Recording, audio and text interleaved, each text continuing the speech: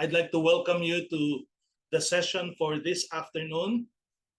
It's a series of sessions on character building and character education.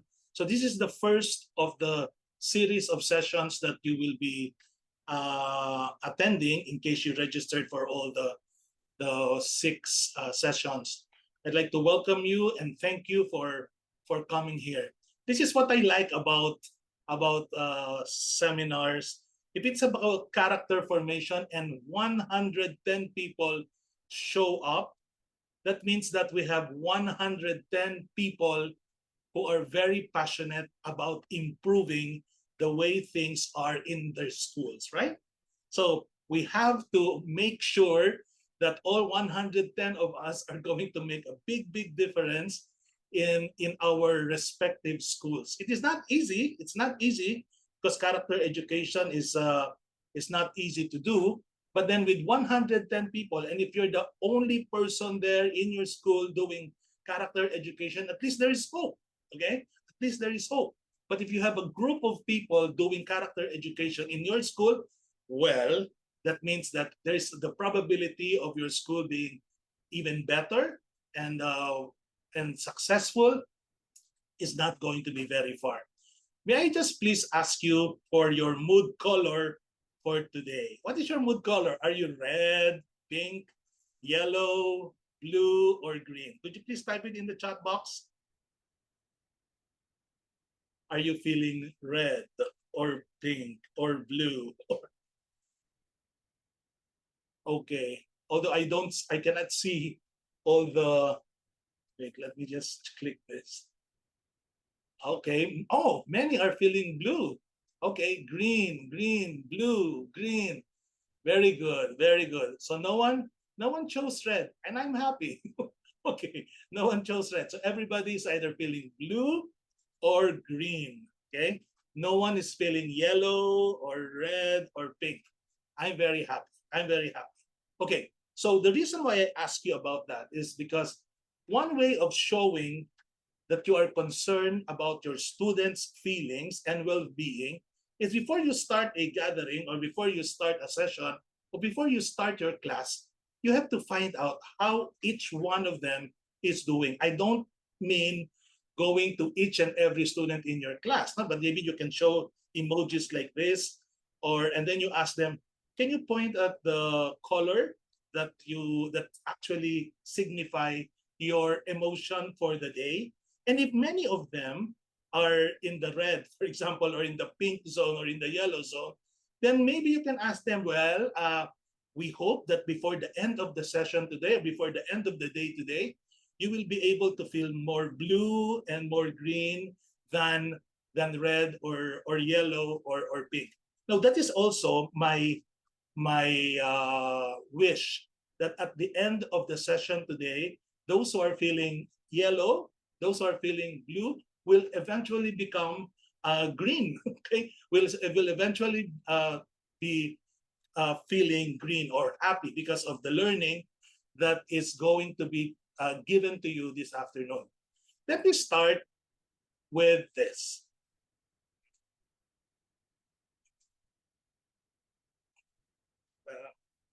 Let me start by showing you this.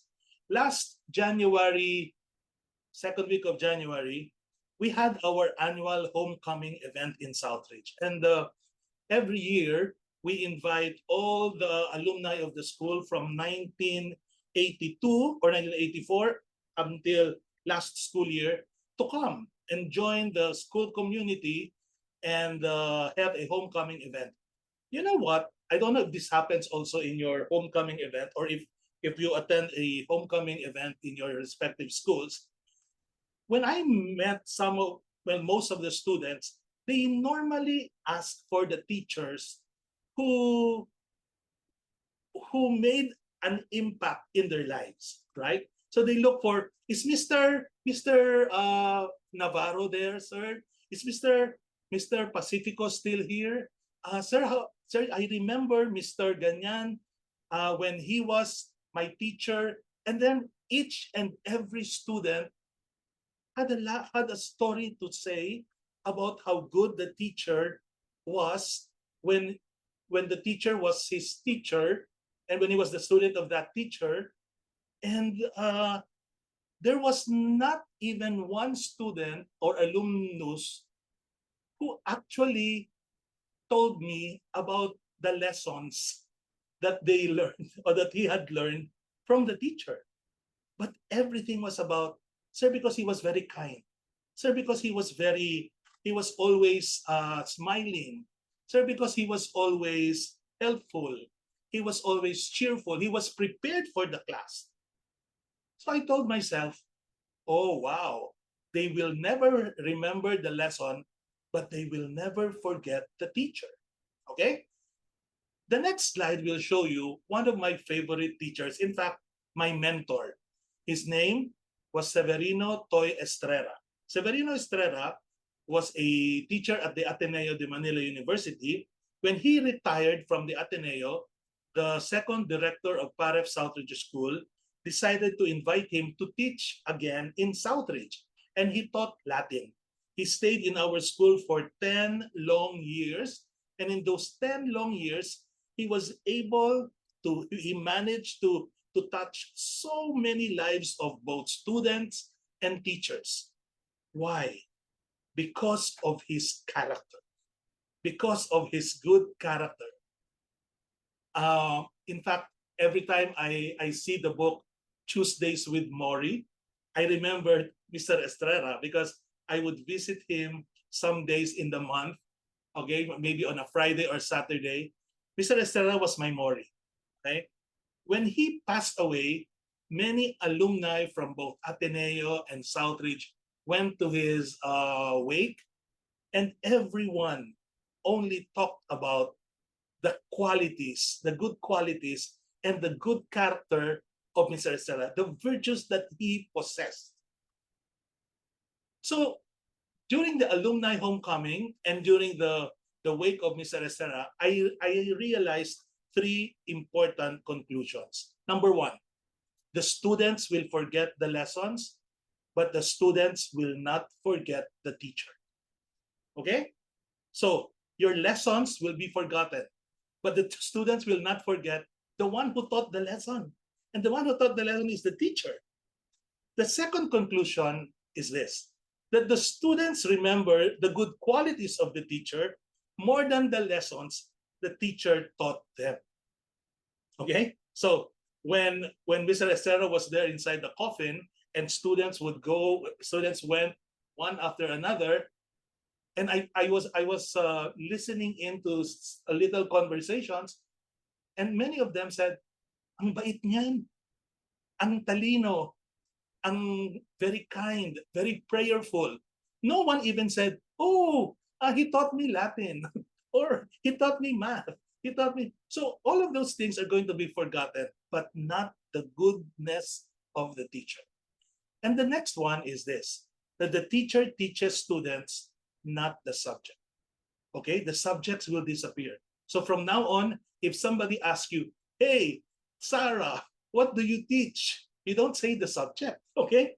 I don't know what subject you teach, Sarah, or I don't know, Joanna, what subject you teach, probably English. It looks like it's English, okay? Or Teresa. If somebody asks you, what do you teach? The immediate answer should be, I teach students. Okay? But some teachers will say, I teach math, I teach science.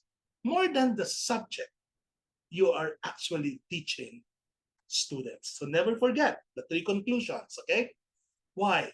Because the purpose of education should be character building. So if everybody will remember our character, then maybe we should also invest a lot of time improving our character. And we should also invest a lot of time improving the character of our students. Because anyway, character is more enduring than all the lessons that they will learn in school, right? Many of the companies right now, when they hire potential employees, they look at the attitude more than the skills. The skills can be taught, but the attitude, the character is already there. And it's harder, okay? It's harder for the employer, okay, to be able to penetrate the character of a person rather than the skill, okay? But then if the skill is not there, it's okay as long as the person is a good person. As long as as long as the person or the applicant has good character, then the likelihood that he will learn the skill is huge. He's going to learn the skills, and skills can be taught. But character, it's really very hard. Okay, it's really very hard. Okay, now, so when you educate a man in mind and not in morals, you educate a menace to society. That's the reason why we have to put importance to character education or character formation, because man has two components. Man has body and soul. So therefore, something about the intellect has to be addressed, and the academics do that. But another thing is for the spirit, and the character is what takes care of that. In fact, if you come to realize, character education is the education of the total person. If a student or if your school has a very good character education program, then the students will also be academically prepared for whatever challenges, okay, the school will give, or even in the university. So what do we have to do? We have, unless knowledge is transformed into wisdom, wisdom is defined as virtue, okay, which is expressed in character education.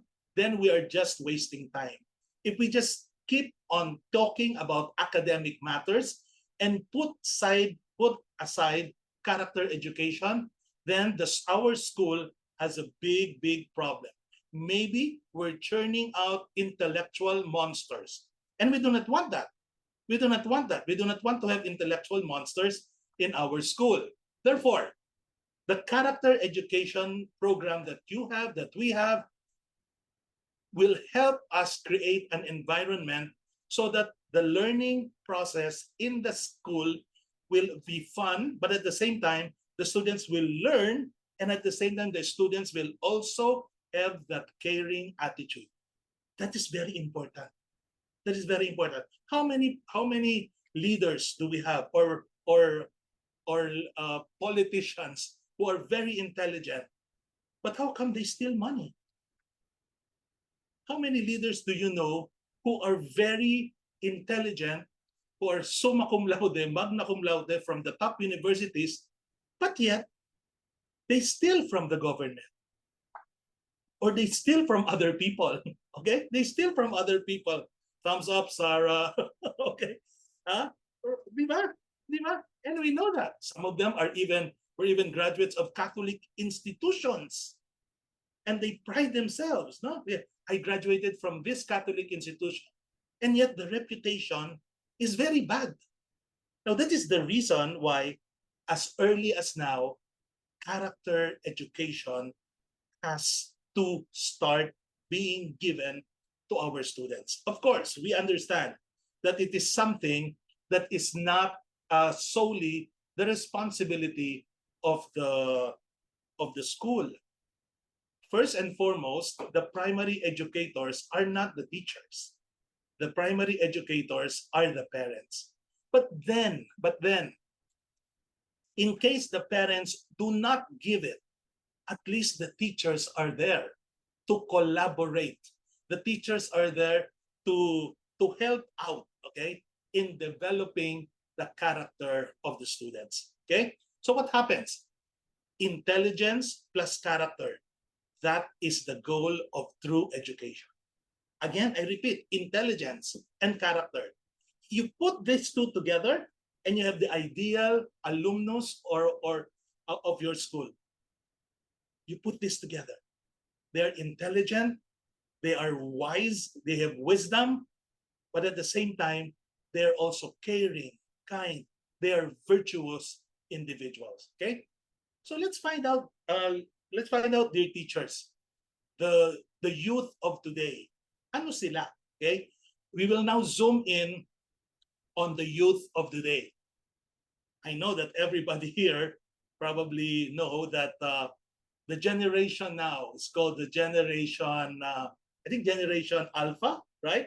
Generation Alpha. But then the generation now, those who are 10 years old to 20 years old, are actually called the Gen Z, right? The Gen Z, from 10 years old to 20 years old.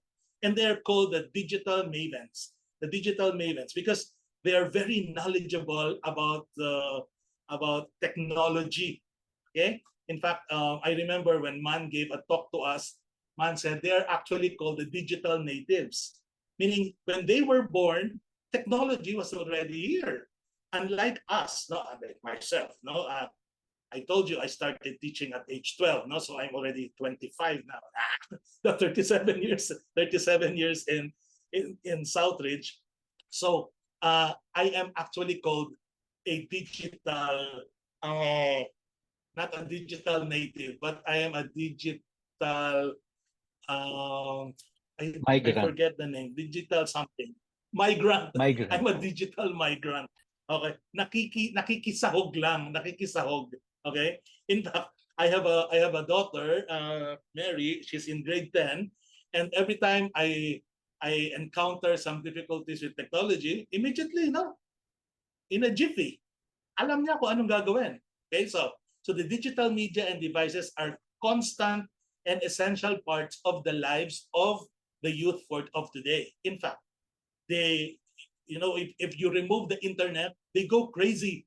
They go crazy, right? So for them, internet is life. Internet is life. I remember when we went to Tagaytay and we went to a hotel, and my daughter, the very first question she asked the front desk personnel was, do you have Wi-Fi? Okay, do you have Wi-Fi? While my wife and I were bothered about the kind of room that was going to be given to us, or if what time the dinner was going to be, she was not mindful of that. Her first question was, do you have internet? Because I have to get myself connected. But we were there to connect with each other, but she did not want to fail from connecting with her friends. So the way to do it was through the digital world. Okay? So if you look at the slide there, it says, hindi ko alam anong gagawin ko kung wala ng internet, or without the internet, I'll die. And I remember my daughter said, Daddy, there's no internet. I said, it's okay. There was a time we did not have internet. Really? And she couldn't believe it. She couldn't believe it. In fact, when I showed her one of our old phones, yung merong yung dial, dinadial yun, she was laughing. He said, how were you able to communicate with? I said, there was even a time we had party line, right? I don't know if you know that. Sarah, do you know? Have you ever experienced having party line? Of course, of course. But we're the same. We're 32, no? Okay, so so the Gen Z world is a hyper speed world, okay? Ultra connected and big and expansive, okay? So imagine the youth of today, okay? Very much different from how we were, okay? They're ultra connected. What does that mean? What does that mean? They can actually use the internet 100%, and they can work on their homework while at the same time watching and listening to music. They can multitask. What? They can multitask. But during our time, our parents would say, one task at a time. Don't multitask because you will be defocused. And I agree. But then now, this youth, okay, the Generation Z, okay, or even the Generation Alpha, they can actually do so many things at a time. Now, is that good? Of course it's good, because they can accomplish more. But the thing is that merong konting disadvantage niya, no? So maybe the focus is not going to be that much. But then it says there, I'm aware of what is happening in the world beyond my own community and country. So this is the advantage of the generation and the youth of today. Because they're connected to the internet, they know what is happening outside their community, outside the country, outside the continent, and they can easily get information. Okay, so and then I mentioned that aside from being ultra connected, hyper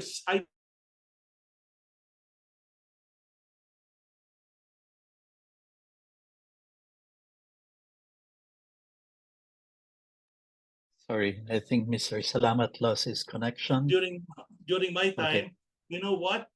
During my time, the only fast thing there was fast food.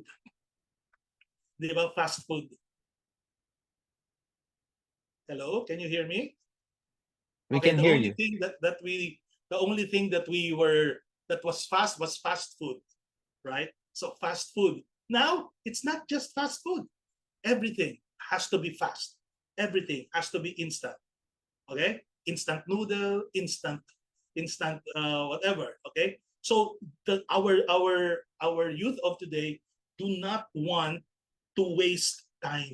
They always want to do things fast, and that is always with the help of technology. Now, our youth of today, they have many different words. If you look at the slide, they have their gaming group, they have their teammates from sports, they have their family, the school, their friends from the church, and they also have, as early as now, their own little and big advocacies. This is one thing that I like about the youth today. They're dreamers. They're dreamers. So you cannot contain them in one place. In fact, I am in charge of faculty training and development, and I've received many new teachers for the past many years, and none of them would stay five years or more. They would always transfer from one school, or one, not one school, but one job to another. And their basic goal was to travel. They want to travel. The first thing that they do is to buy the latest gadget, and then later on to travel. Okay? So unlike us, we were very limited to our neighbors. We were very limited with our classmates. But the youth of today, they have friends from the different parts of the world. And that's okay. And that is good. So, leading us to this conclusion that the youth of today is not just a citizen of our country, the youth of our country is not just a citizen of our country, but the youth of today is actually the citizen of the world because of all of this information.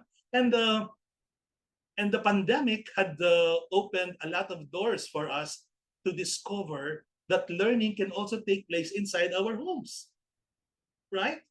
And some teenagers still resort to having online classes or being homeschooled.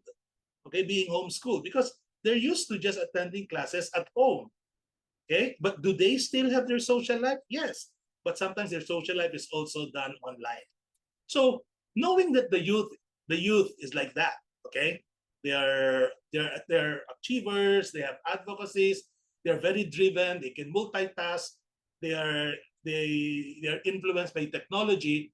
What can we do within the classroom to be able to help them even become better? Okay, to be able to help them become better. The solution is what the topic of the talk is about: character education. Okay, character education. In fact, give them good character education, they'll fly. They'll fly. Otherwise, without character education, they will just be dreamers and dreamers and dreamers and achievers, achievers and achievers, but they do not know the reason why. Okay? So the solution, or one thing that we can do as teachers, is to offer, our school should offer character education, which is basically the education of a person's character. Again, character education is the education of the person's character. My analogy for educating students for character is like is what is in Jeremiah chapter 18 verse 6, like clay in the potter's hand. Okay, so if you look at the slide, dear teachers, you will see that there's a mound of dirt, okay, or earth. Okay, now depending on the kind of earth that the potter got, okay, so the potter now will shape the mound of earth, okay, into a beautiful vase. Okay, but then it will take the hand of a good potter to be able to come up with the best jar or the best vase or the best vase, but the hands have to be soiled. Look at the hands. Okay, look at the hands. Okay, and then the clay has to be molded properly. And then it is once it's molded, there is still the possibility of it falling off. Why? Because it has to be put in a kiln. Okay, so that it will be strong. Okay, it has to be baked so that it will be strong. Now that is what character education is for me. Okay, it is like forming our students. It is actually helping each student become better. Now, what I'm going to offer you today, dear teachers, is this sentence: helping each student become better. We are going to dissect it. Okay, so you notice I highlighted the word helping. Why did I highlight it?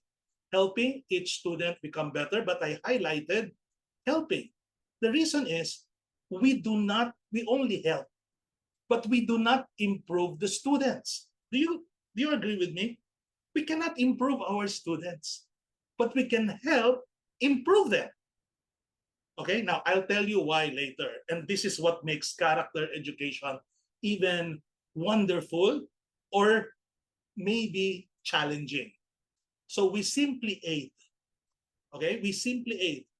We inspire and we direct the students to improve themselves. Again, you aid, you inspire, you direct. You don't tell them, if you want to be a lousy teacher of character, tell the students what they should do. And then if you see them obeying you, you say, oh, my students are well-behaved. Oh, my students are obedient. They have good character. That's wrong. It doesn't follow. Later on, I'm going to tell you why. So we do not force. Character of the person cannot be forced. Character education cannot be forced. You cannot impose it. You cannot even manipulate the formation of your students. Okay? Now, we as teachers, we are merely instruments. We are merely instruments of the school. Okay? That's why we said we are collaborators. We are instruments to be able to help, again, help the students improve. Okay, look at this. I told you about this, helping each student become better. The next two words that I will highlight are this: helping each student be better. Each student, meaning to say, walang iwanan. In your classroom, you cannot say, I will only improve. Okay, I will only help improve those character of those who are going to listen to me, and the rest no. In fact, those who are not listening to you actually need to be given better character education. Okay, now why did I highlight each student? The reason is this: because we have to respect the students' intelligence and free will. Now that is it. Man is a complicated being, and you know that. You know that. You understand that. Nothing can be forced on you. If you do not want it, then you don't want it. Even if the teacher tells you this is how it is, this is how it is. But if you don't want it, then you cannot. Then you don't want it. Okay? So the thing about character education is that you cannot impose it, you cannot force it, because you have to respect the intellect and the will of the child. Okay, I repeat, you have to respect the intellect and the will of the child. And number two, you have to respect the student's individuality. Every person is different. So there is no one single direct, there's no one single solution that you can offer to about character formation. You can have a program, that's true. But when it comes to dealing with individual student, you will have to know and respect the individuality of that person. That is the reason why in character education, there is one size does not fit all. Does not fit all. Okay? Next. The purpose of character education is to help the student know himself more. Okay? Again, so those are the three reasons. So as teachers, we respect the intellect and the will, we respect the student's individuality, and we help the students know himself. So we are now on the third one. Helping each student, we already talked about it. Then B, helping each student be better. What does that mean, be? Okay, to become. Meaning to say, as teachers, we should know that being good does not mean behaving well. Many of us teachers will say, oh, well-behaved class, very good. They're good. They have good character because they're all well-behaved. I don't think so. I can see from the screen, Joanna is already laughing because that means that, well, of course, that's very funny, no? If they're well-behaved, does that mean if they're good? It doesn't follow. In fact, behaving well, okay, is equivalent to following the rules and instructions and not causing trouble. That's what you call, you behave well. How? You follow the rules, you follow the instructions, and you don't cause any trouble. And we have a lot of students who are like that in our school, right? And that is actually our dream. So everybody is obedient, everybody follows the rules, everybody does not get into trouble. But little did we know that we are turning our students to just be mere compliant. They don't understand. They just comply. So when they leave your school, they are like, and they go to the university, they are going to be called the kolehiyalang nagwawala. What does that mean? Kolehiyalang nagwawala. Yeah, I'm free from all those rules from my teachers. I'm free from all the rules of the madre. I'm free from the rules of all those strict teachers. Now is the time for me na magwala. The reason is because we thought that we thought that following the rules and instructions and not being in trouble, mabait na bata yan. It doesn't follow. Because being good is equivalent to knowing and understanding why certain things have to be done.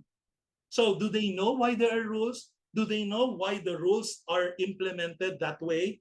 Do they know why there is a student handbook? Do they know why they have to stand straight during the flag ceremony? Do they know why they have to shake the hand of the person and to shake the hand, to stand up before shaking the hand of a person? Do they know that they have to smile at somebody? Do they know that they have to be kind? Do they know the reason? Or they just obeying because it's the rule? Now, we have a lot of students who are like, we have, even if you have a character education program, because there is a failure on the part of the teacher to explain the purpose or to explain the reason. Many of us will tell the students what to do, but not tell the students why things have to be done that way. So the most important thing is the why. And the second is the what. You tell them why, and then you give them the what, and then there's not going to be any split. The problem with schools now and with some teachers is that they tell you what to do, but they don't tell you why. So therefore, there's a split. There is a split. And that's very dangerous. And that's very dangerous. Now, look at the other two words that I highlighted. Knowing and understanding why certain things have to be done, and then choosing freely to do them. Therefore, that person himself, the student himself, has to freely choose to do what is supposed to be done because he knows that it is good. So never mind that, oh, because the teacher is here, oh, I will get better grades, or all of those are fancy reasons. But the real reason why things have to be done well, good things have to be done, is because good things are good. Because they are good. We do it because it's good. Oh, the last word that I will highlight. Helping each student to be better. What does that mean when you say better? Better. As teachers, our mindset is this. Every student is capable of improving. Okay?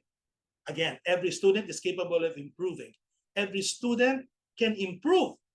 So I remember before the start of the school year, and when we when we do the sectioning, I bet this is also happening in your school. When we do the sectioning and the class advisors are there in one room, and then you assign the person and the class advisor after the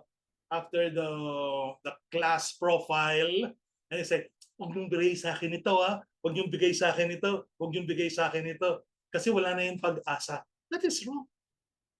Every day is an opportunity that God gives us to be able to deal with that one person, okay, differently, so that at least there is a chance for him to improve. If the teacher will say, no, ayoko na dyan, you give up on the student, oh, we're going to be in big trouble. Okay, we're going to be in big trouble. Next one. Okay, when we say to be better, our school, our classroom, in our classroom, we should never tolerate mediocrity and complacency. Okay? So, don't tolerate mediocrity. Yung bang pwede na yan. It's good to demand from the students. It's good to demand from them. It's good to expect excellent work from them. In fact, everybody should strive for excellence, because excellence is also a virtue. Excellence is also a virtue. Now, of course, excellence, which means according to his God-given talents and skills. Okay? So how do you call that? Effort. So when you do character education, please stop doing this. Just do it. Just do it. No. You cannot just do it, because character education cannot be forced on the person. You don't have to be, look at those two, no? You can either be the policeman. What do? You start looking around, going around the campus, looking for mistakes, looking for errors, looking for misbehaviors, and then judge them after. Oh, because of what you've done, you're going to have 2 detention days. Oh, lunch detention. Oh, that's not how we should have and should do character education. I'm going to challenge you to memorize this. This is Latin. Ad bonum alios ducete. Okay? Ad bonum alios ducete. In fact, when I retire from Southridge, my dream is to have my own school. And this is what I am going to have as the motto of my school. I hope it happens. No? Ad bonum alios ducete. Which means this. Okay? Okay, there are 2 sentences that are there. Okay? That's sentence 1 on top and sentence 2 below. Tell me, okay, which is the right translation of the Latin phrase ad bonum alios ducite? Lead others to the good or lead others to be good? Type 1 or 2. 1 for lead others to the good. Type 2, lead others to be good. Go. Let us see. Type in the chat box. And then, okay, no one has typed yet. There. Oh, one. Oh, 2. Marilu says 2. 1, but more 1. There are 2 2s now. More of 1. More of 1. 2. Jonald said 2. Annalyn Sunga said 2. Okay. The correct answer is 1. The correct answer is 1.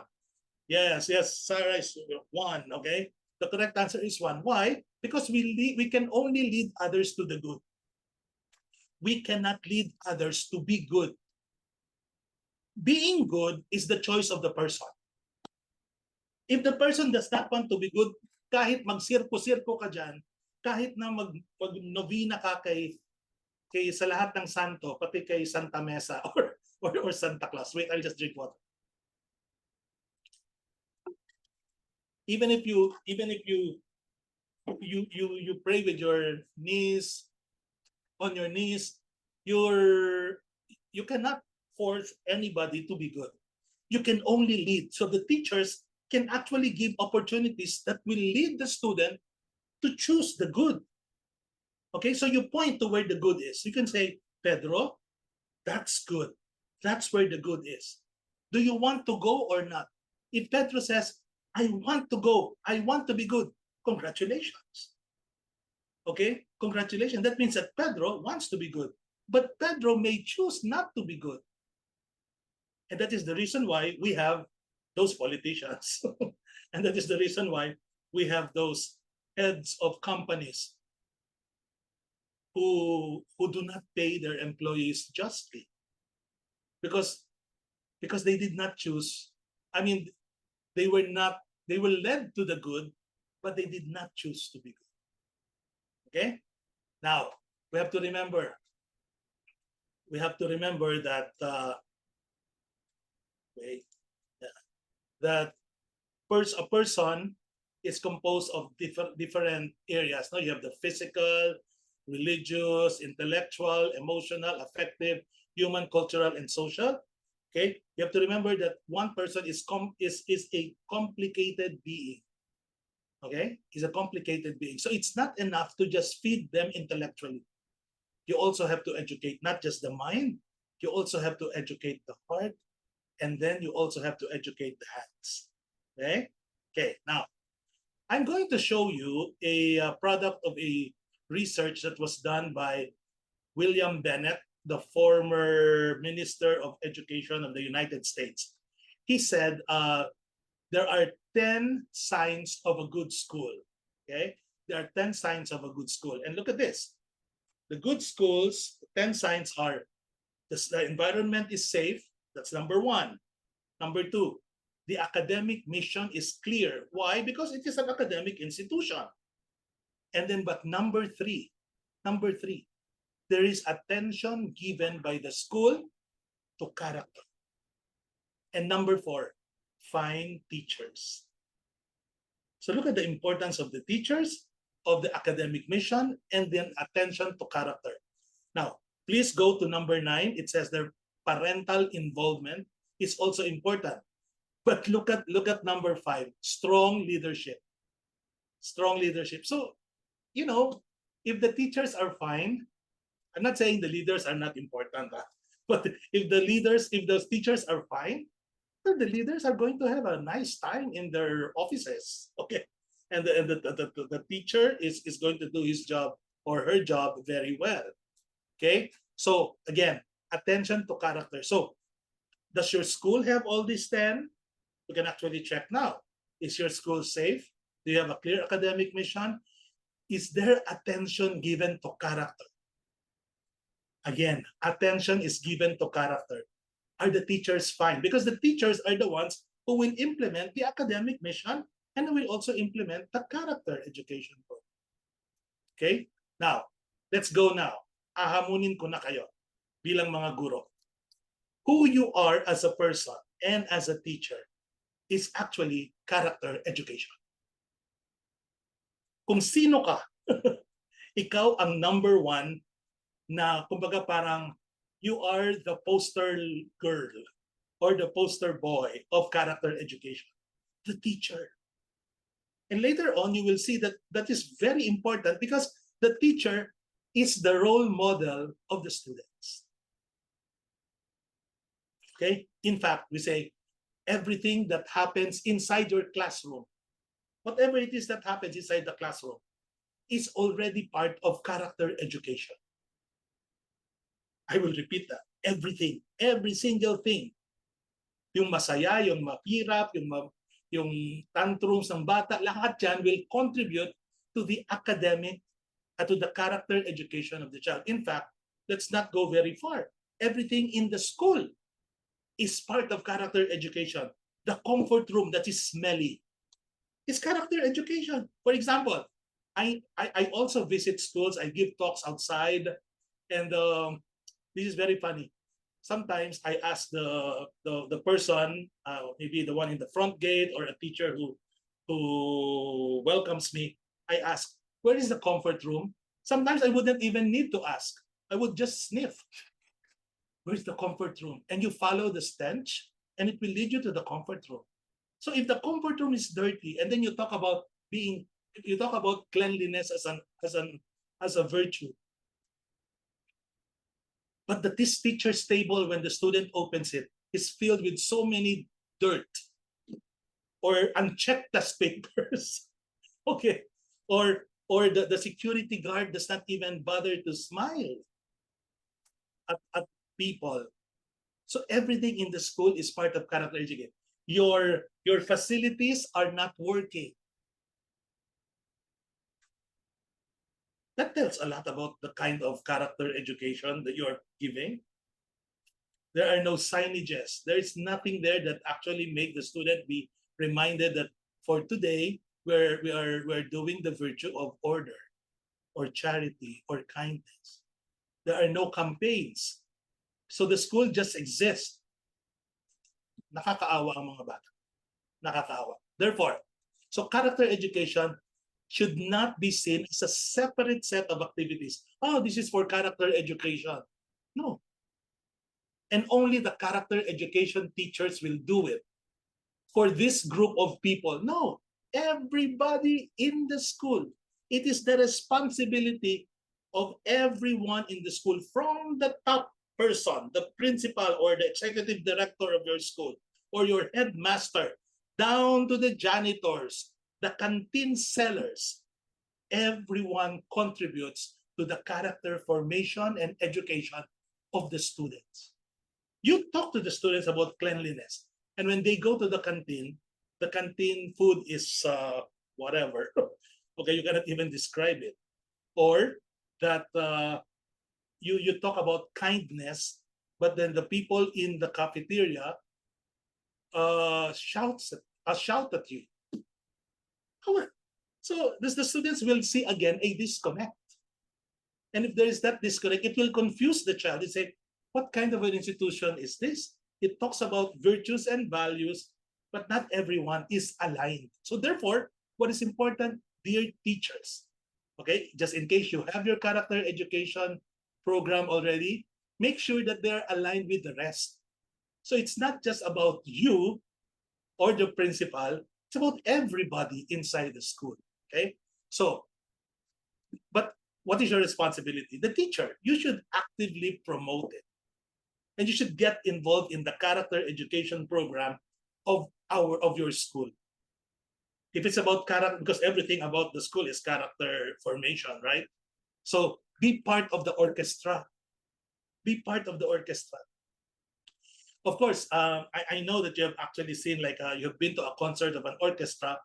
If there is just one instrument that will not play the symphony well, the whole thing is going to be affected. The entire orchestra will be affected. Right, Chloe? Right? Yeah. So everyone has to know the kind of instrument that he's holding. Everyone has to know when his turn is to pluck or to play the musical instrument. And then it is led by the conductor. The conductor, once he holds his baton, that means get ready, then let's do it. Bang, bang, bang. There. And then you make a complete and harmonious symphony. Now that is what our school should be, an orchestra under the baton of your principal or your head. Okay, so that means, I already said this, everything that a student receives, whether academics, sports, extracurriculars, or even those that come from administrative staff, auxiliary staff, and use of facilities, all of those are directed towards character education. Okay? So therefore, my dear teachers, the real purpose of character education is to achieve a better balance between the development of the mind and the development of the heart. The mind and the heart. Because character education means we give our best, we give our best work, we do what is right, and we have what we call a purpose. So again, if we are faced by this deteriorating moral fabric, okay, this is now the time for us to gather all our strengths together inside our school. If you have a lot of people who are like-minded, just like all of you, If you have groups of people who are also passionate about character, put your strengths together and call yourselves the character gang or whatever, or the character group. Okay, okay, and then together make a difference. Together make a difference. So you have to embrace, okay, the approach to character education for the improvement of the students and development of students' character. Now, I'm going to share with you 12 school-wide strategies for effective character education. It is already 3:57. Okay, so let me just go through this. So a comprehensive approach calls the teacher to number one. As a teacher, please, you have to act as a caregiver, giver of care. Meaning to say, you have to be a caring person. You have to be a caring person. Okay? Caregiver, you have to be a model and a mentor. Okay, so those are three tasks or three responsibilities. Number one, you have to provide care. Meaning to say, if you're a caring teacher, the students are gonna get glued to you. Okay? Because they like you, because you're very caring. The students get attracted to people who are caring. Number one, if you are a good role model, you walk your talk. When you say that this is how it is, and it is going to happen this way, you treat the students with kindness, you respect, you support good behavior, and then the other one is mentor. Now, this is not very easy, okay? It's not very easy. If you don't have a mentoring program in your school, maybe you can begin by using the word coaching. Okay, you can coach specific students, especially those who need to be talked to more often. And there are some students who are like that, right? Students who may have some problems at home, students who manifest some concerns, students who tell you that they have problems, students who are not doing well in your subject. Now, those are the students you can mentor, you can talk to and find out, how come you're not doing well? How come you... I remember now, I have a grade 6 student. He was failing during the first term of the school year, and he was not submitting the performance task, the stages of the performance task, and he was always getting failing marks in the assessment. So, you know what? One day, I invited him to come to my office here. So I asked him, these are your grades, blah, blah, blah, blah. I do not want to fail students. I do not want to, because I know you're intelligent. I know you study, but your grades don't actually show it. He just started crying. He just cried and cried and cried. I say, why? He said, sir, my mom has cancer. And I cannot study because I see her always crying at night. And then, sir, I have this fear of losing my mom because I know that if it's cancer and it's the final stage, we might lose her. Diba? But if the teacher is not caring, the teacher will just fail the child. Anyway, he doesn't deliver. Really? So it pays to mentor. It pays to care. Talk to every student who probably experience some difficulties. Don't just say, ganyan ka kasi. And in fact, we belittle some students. We put the students up. 2 days ago, last week, one of my students failed to submit a project. So I asked him, hey, why didn't you submit the project? You know what he said, sir? I am so sorry. My dog gave birth. My dog gave birth. Oh, sabi ko, so, sir, we don't have house help. So fantastic. They don't have house help. And I had to help my dog give birth to 4 puppies. I said, wow, very good. No? So, and then he said, may I submit my homework tomorrow? So I said, yes. Yes, you did a good turn. You did a good turn. Diba? You helped your dog give birth to 4 puppies. So modeling is very, very important. Modeling is very important. So let's say, for example, You hate it when your students don't submit homework, but you don't give back test papers on time. You hate it when your students go to class unprepared. But what about you? Are you always done with your lesson plan? Do you always have all your materials prepared? Your students are going to use the same rubrics, the same criteria that, that you also use, okay, to judge them, and then they're gonna use those criteria also to judge you. The next one, create a moral community in the classroom. This is the classroom that where you see students helping each other. You see students who value the feelings of other people. Create an environment of character inside the classroom. I am in my class, for example, if someone is sick, we say, let us say a prayer for Pedro because he is sick. And then somebody will say, sir, my mom has fever. Let's pray for your mother. Sir, the janitor said that his wife is sick also. Then let's pray for the janitor's wife.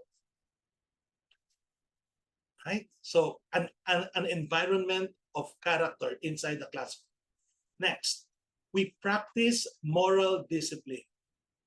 Moral discipline.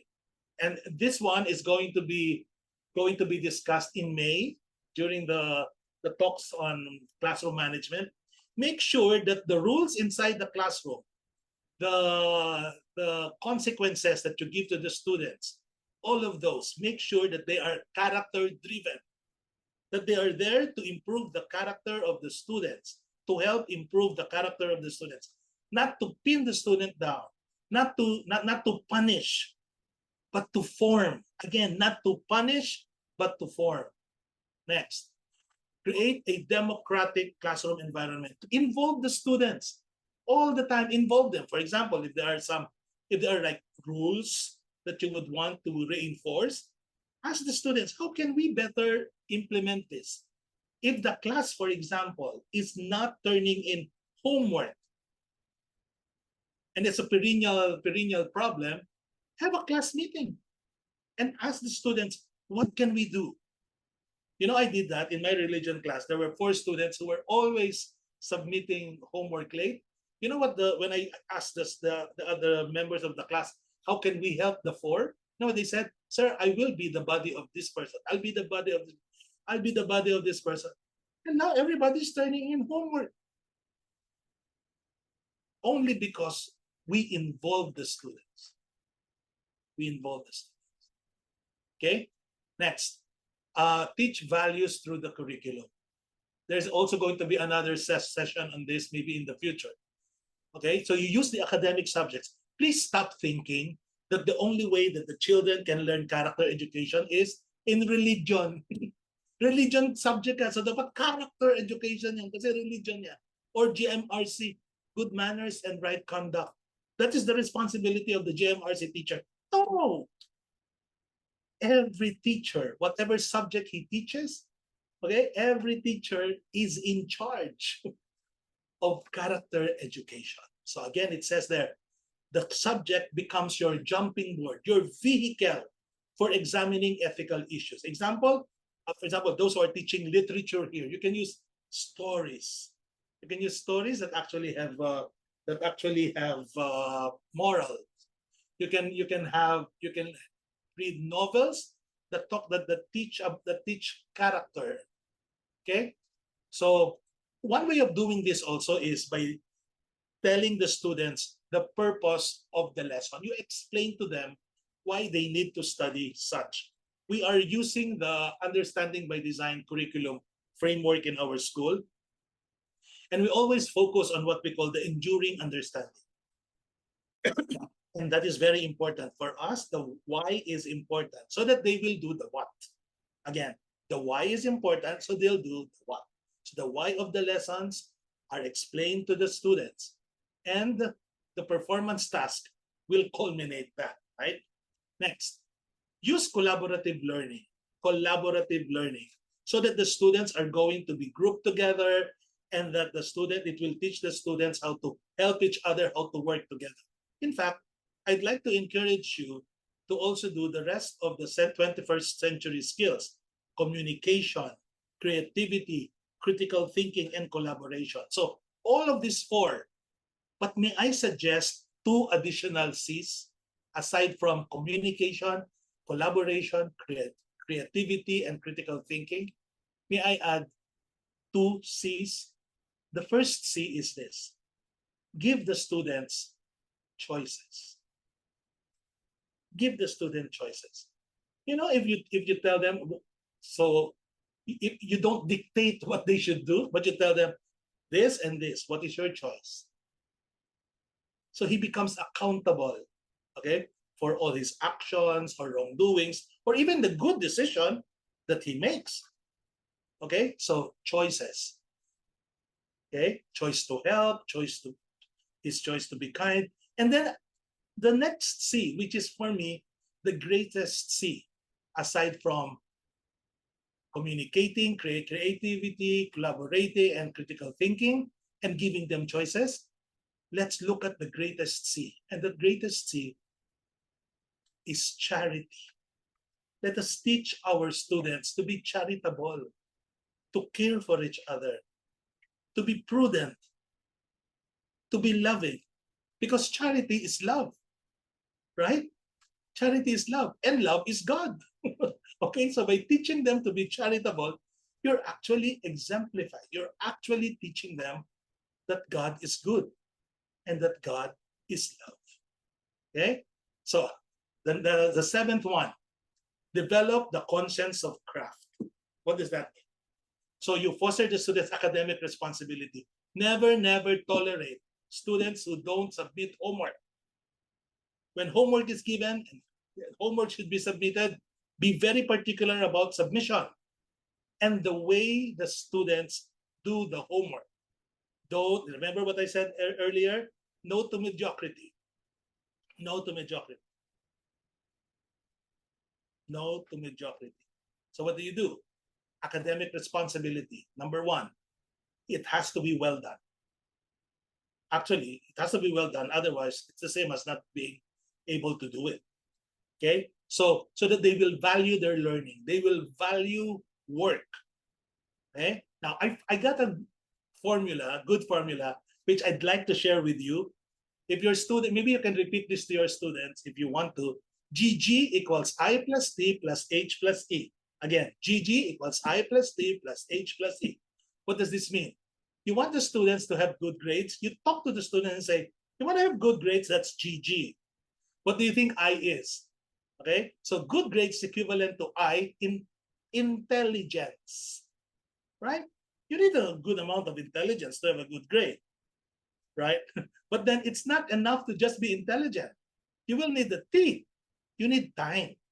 You need time, because if you don't give or devote a bit of time to be able to do the work, you're not going to turn in a good grade. Letter H. So it's I plus T plus H. H is they need to have habits.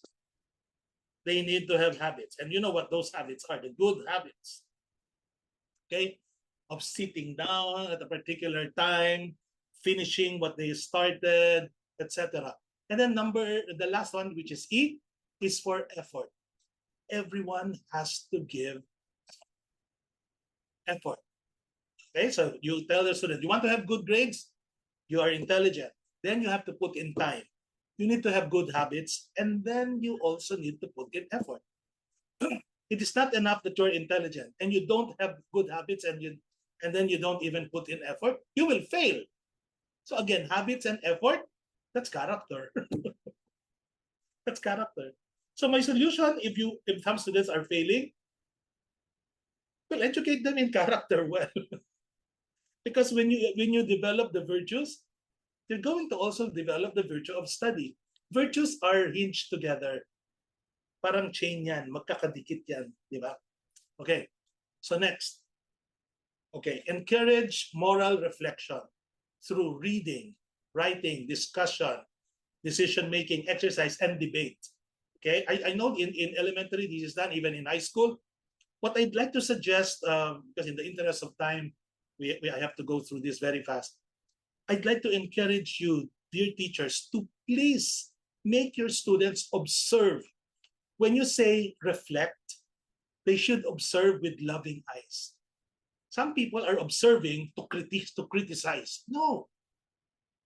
Teach them how to observe with loving eyes. In fact, they should see their lives, okay, to observe not like they're in the mall. You know why? And then they should observe as if they're in a museum. The difference between the two is in the mall, you're always in a hurry, and then you see a lot of things and you don't pay attention to details, right? But if you are in a museum, you cannot go very fast. You cannot go very fast because you have to appreciate, you have to observe the details, you have to understand what the artist is trying to convey. So you need to sit down, you need to reflect, and you need time. Next, teach conflict resolution. Dear teachers, students have the capacity to commit to solve conflicts fairly. But then if we don't teach them how to solve conflict fairly, we are in great trouble, because in the school, we are the #1 relationship builder. Everything in the school is composed of a lot of relationship. For example, relationship with the teacher, relationship with among the students. So there are a lot of relationships here, and what we have to do, if there are conflicts, they have to settle their conflict in a very peaceful way, in a very calm way. Hindi yung sunto ka na, or dadaanin kita sa social media, I'll bully you, I'll harass you, I'll how do you call that in social media? I will bash you. That's correct, man. Thank you. I'll bash you. Okay? So these two relationships, relationship with the teacher and relationship with each other, both have great potential for positive and negative impact on the young person's character. Again, relationship is important. Next, foster caring beyond the classroom. Use inspiring role models. Talk to them about inspiring people like Michael Jordan. Okay, Michael Jordan and his life. Cory Aquino, Mother Teresa, or let's not go very far, our Lord Jesus Christ. You have to remember and understand that our students, they admire achievers and pioneers, right? They admire achievers and pioneers. So those who know how to sacrifice, they love that. They love that. Parang kinukurot yung kanilang puso, and then they feel happy for the success of another person. And then they have the tendency to say, gagayain ko yan. Because they're driven. Remember what I told you about the youth of today? They're very driven. They're very driven. So also, if your school can do this, or if your class can do this, do outreach activities, giving, sharing. In fact, encourage your students to give the 3 T's. You know what the 3 T's are, right? T for talent, right? T for time. To share their talent, to share their time, and then share their treasure. But may I propose a 4th T? Again, talent, time, treasure. There's a 4th T, which to me is very important. In fact, the most important. Teach them to touch. Because after the pandemic, we have stopped touching each other. Therefore, the human connection has also suffered. Next, number 11. We're almost done with 12. Create a positive moral culture in the school.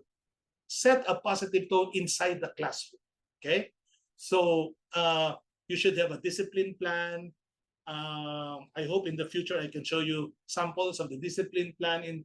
You have the discipline plan for the classroom, discipline plan for the school. Set a positive tone inside your classroom. Stop complaining. The teachers who complain inside the classroom in front of the students, complain about admin, complain about that. Okay, excuse me, no? I mean, please. That's very unprofessional. Next, which is one of my favorites, you have to recruit parents and the community to partner with you in this values education or character formation. If there are concerns, for example, the students are not turning in homework, or the students are all into social media and it's already affecting their classes, you know what to do? Invite the parents to come for a seminar, organize a seminar, invite a speaker, Invite Manrentoy. Or invite me if you want to. And then we can give a talk to your parents. And then the parents will say, so this is how it is. Do not invite them to go to your school because you need an electric fan. Or you need a curtain. Or you need the furniture. You know, in some other schools, that's what the PTA does. That's what the PTA does. But no, the most important thing that should be talked about by parents with the teachers, the students, the children. Okay? But then sadly, my generalization is this. Not all teachers, of course, use the moral influence in positive ways. There are teachers who will neglect this. And other teachers will even commit errors. But but a great many teachers, such as all of you, all 147 of you, okay, you will definitely find ways on how to model and nurture character. And I'm very positive you're going to do it. And if you cannot, or you find difficulty or what, reach out to us. Reach out to us. We will help you. We will help you. Okay? So what else can the teachers do? I have some few helpful tips. Be present. Don't be absent. So even say, how can you implement character education if you're not there? You have to be there. Okay? So be present. Next, avoid homilies. Some teachers think that they're imparting character education if they're giving homilies to the students or sermon. No, they will not listen to you. In fact, if you keep on discussing, etc., everything will become tedious and boring. The students say, oh no, here he goes again. He's gonna say it. It's gonna take time. Okay? You know what? Our students, they know that it is good to have character education. But for them, it's not attractive because of the way the teacher implements it. Pagalit. Hindi pwedeng pagalit. Hindi pwedeng pagalit because character is developed by opening your heart. You have to open the heart. Okay?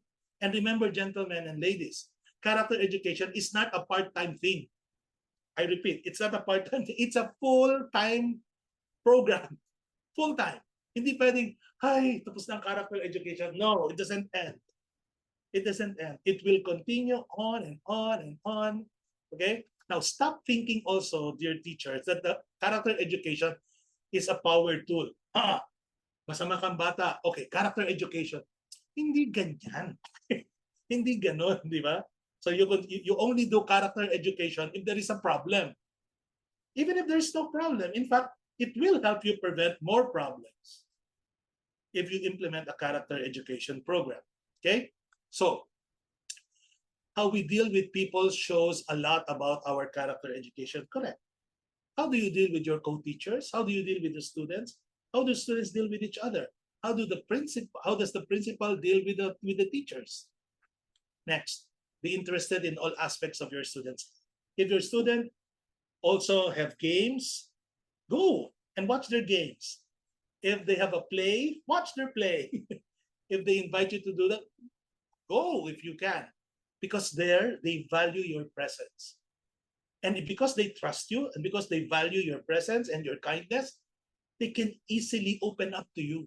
And you get to find out how else you can better help those students. So how do the adults treat each other in the school? Now, this is very important. Help your students to see.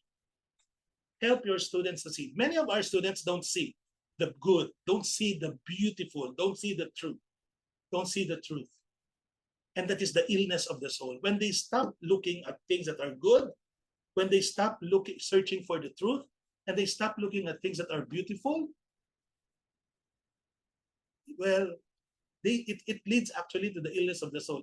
They become sinful. They become sinful. So look at this picture. I like this picture. Make sure that student is not blind to beauty. Let the student enjoy the outside world. The butterfly, the trees, all of those are gifts from God. Remember, our number one enemies, gadgets, social media, and too many activities. I repeat, too many activities. Our students now are always, well, those in the private schools here. After school, may kumon. After kumon, may ballet. After ballet, may ganito. The students can no longer breathe. And the parents are very busy becoming the event organizer of the child's schedule. Very sad. In fact, right now, even in our school, I always tell my mentees, because they always say, "Sir, every time I play, I don't play for fun. I play for to compete." So they miss the playing time just to play, but every time they play, it always has to be a competition. That is sad. That is sad. So also help the students navigate life optimistically. There are a lot of things to be happy about being here, despite the many concerns that probably they have. Do not also forget, okay, remember what we are here for. We are here as teachers, and we are here to be able to help our students improve their character. Allow time for contemplation. Our students are very busy all the time, one activity after another. I don't even recall. You can even ask them, do you even sit down and relax?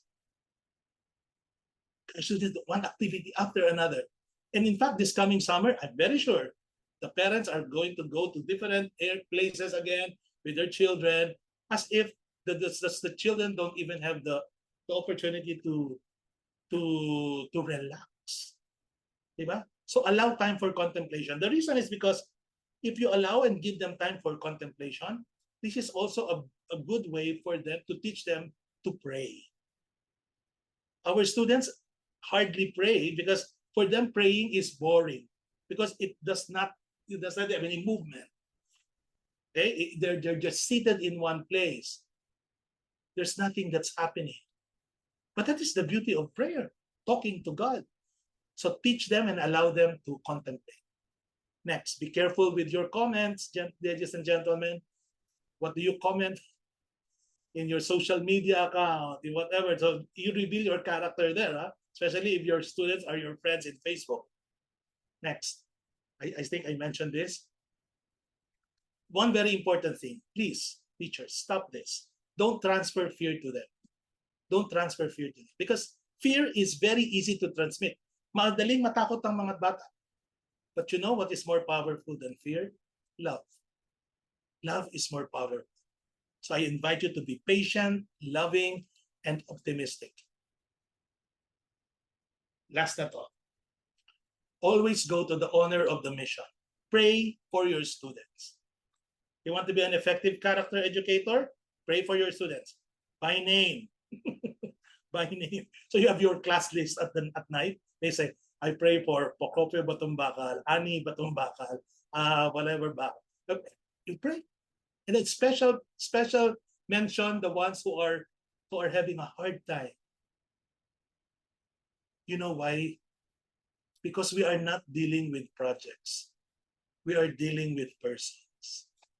I repeat, we are dealing with persons. We are not dealing with projects. Dear teachers,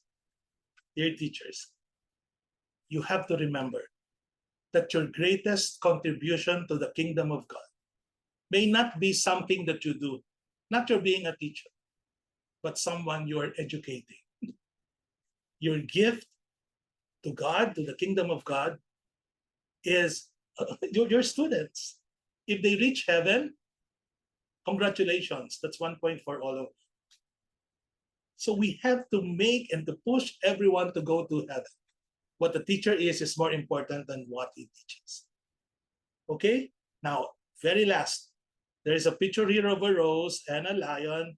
The rose is the, I always say this before I end my talk, is the most beautiful flower in the world, right?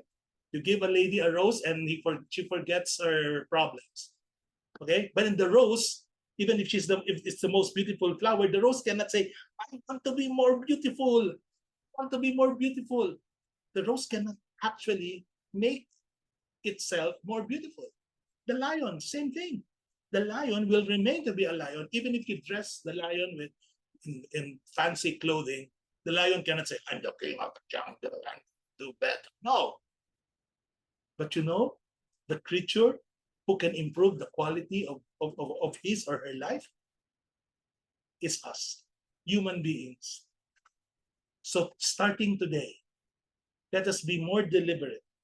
Let us be more focused on reaching out to every student inside our classroom.